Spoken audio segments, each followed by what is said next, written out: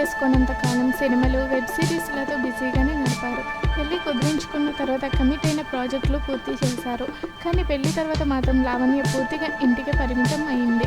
వరుణ్ తేజ్ని వివాహం చేసుకొని కొన్ని నెలలు గడుస్తున్నా ఇంతవరకు కొత్త సినిమా విశేషాలేవి లావణ్య రిలీజ్ చేయలేదు. అప్పటి నుంచి మీడియాలో కూడా పెద్దగా కనిపించడం లేదు.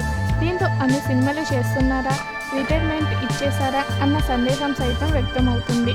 అయితే అత్తింటి కుటుంబం నుంచి మాత్రం సినిమాలు చేసుకునే స్వేచ్ఛ ఉందని లావణ్య పెళ్ళైన కొత్తలోనే చెప్పారు. అలాగే ఇటీవల శోభిత దుల్లిపాల నాగ చైతన్యను ప్రేమించి వివాహం చేసుకున్నారు. శోభిత బాలీవుడ్ నుంచి టాలీవుడ్కి వచ్చిన నటి. తెలుగు అమ్మాయి అయినా హిందీ సినిమాలు చేసి తెలుగుకు ప్రమోట్ అయ్యారు. అయితే శోభిత చైతన్యను పెళ్లి చేసుకుంటుందనే ప్రచారం నాటి నుంచి ఆమె నుంచి కొత్త సినిమా కమిట్మెంట్లు ఏవి బయటకు రాలేదు. ప్రస్తుతానికి ఆమె లైనప్ అంతా ఖాళీగానే ఉంది. అలాగని పెళ్లి తర్వాత సినిమాలకు దూరం అవుతానని చెప్పింది లేదు. వృత్తిగత జీవితంలోనే యథావిధిగా కొనసాగే స్వేచ్ఛ ఉంది. కానీ కొత్త ప్రాజెక్టుల వివరాలు మాత్రం ఇంతవరకు ప్రకటించలేదు. మరి 2025లోనైనా మెగా కోడలు అక్కినేని కోడలు తన సినిమా అప్డేట్స్ ఏవైనా ఇస్తారేమో చూడాలి.